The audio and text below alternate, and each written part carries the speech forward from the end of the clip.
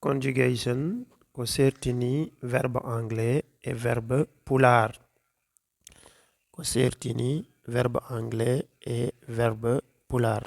Tabikinade tan a tan mako nge I nge e nge o nge u nge a nge arde to come wi kam min ngari I nge innude to baptize we baptize min ginni nge erade call we call min ngerima o nge onde bend we bend min ngoni u nge it ut uddidde open we open min gudditi donc ko ɗum woni changement ji ɗi sa fammi ɗum tan ma ɓuri famde gueɗe ɗe no yaari donc ko ɗum woni pluriel o donc a o totalement ko nge I o ko nge e o ko nge o ko nge u o kadi ko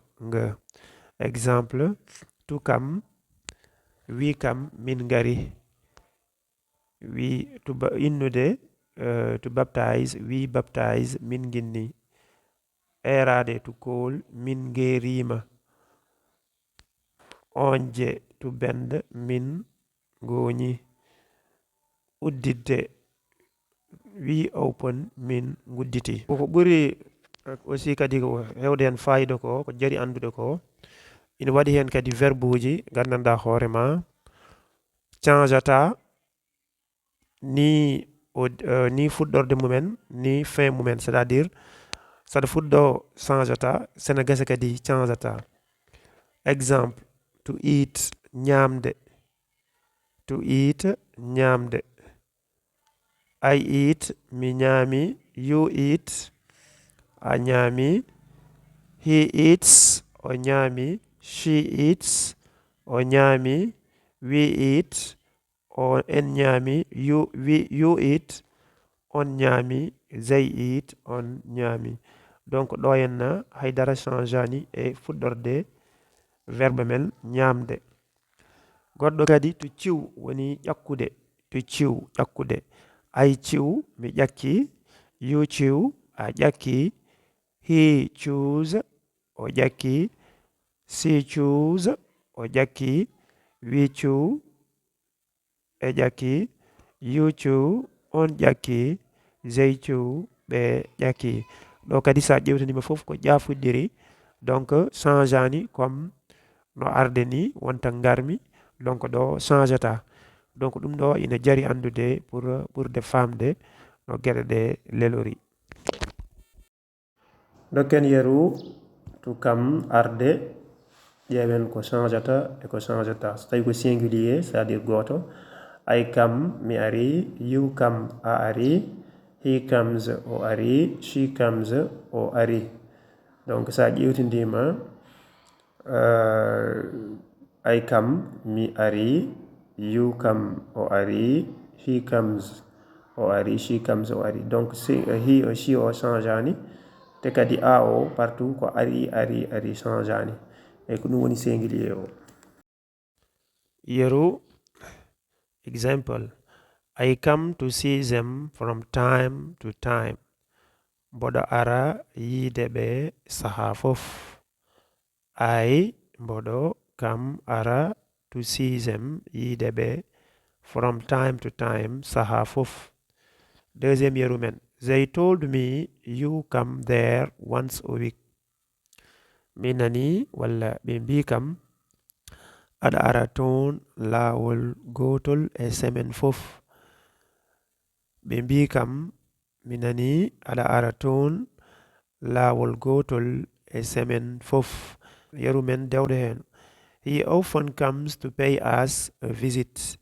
he often comes to pay us a visit omo ara saha fof yiide amen ok donc souvent woni often he often comes to pay us a visit from time to time she sometimes comes here she sometimes comes here omo ara ɗo saha fof she omo sometimes saha fof comes ara here ɗo. She comes here. Okay, she sometimes comes here. Omo ara ɗo saha fof. The dog comes with us for a walk. Rawandu ndu ina yaada e amen yilki naade. The dog comes, rawandu ndu ina ara, with us e amen for a walk yaade promenade yilki no yaade. The dog, rawandu ndu, comes ne ara with us for a walk. So tawi ko plurial noon dañata ko we come min walla en ngari, you come on ngari, they come ɓe ngari. Donc ɗo sa ƴewtidima a o wonti ko nge, a o wonti e place uji ɗi fof ko nge.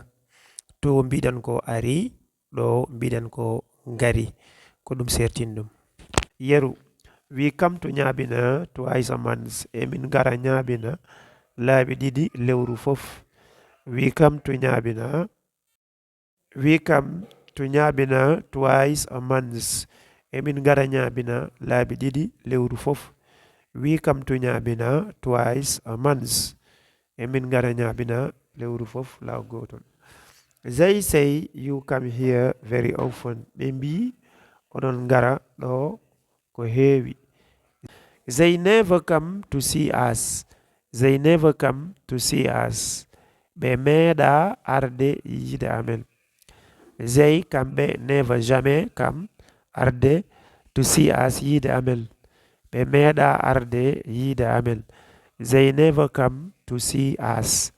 They never come to see us. Ɓe meeɗa arde yiide amen. Yeru goɗɗo, to dance amde. I dance, mi ami. You dance, a ami. He dances, o ami. She dances, o ami. We dance, en ngami. You dance, on ngami. They dance, ɓe ngami. Donc ɗo sa ƴewtidima I, you, he, she change fof ko a, mais sa naati pluriel he tan we, you, they ɗon ko nge wontata. I dance, mi ami. You dance, ami. He dances, o ami. She dances, o ami. We dance, en ngami. You dance, on ngami. They dance, ɓe ngami. Eyyi ko ɗum woni leçon men, ko ɗum sertini donc anglais et pulaar. So tawi wonka famani ala commentaire uji he, mbasa jidde abonde, partage de e like de.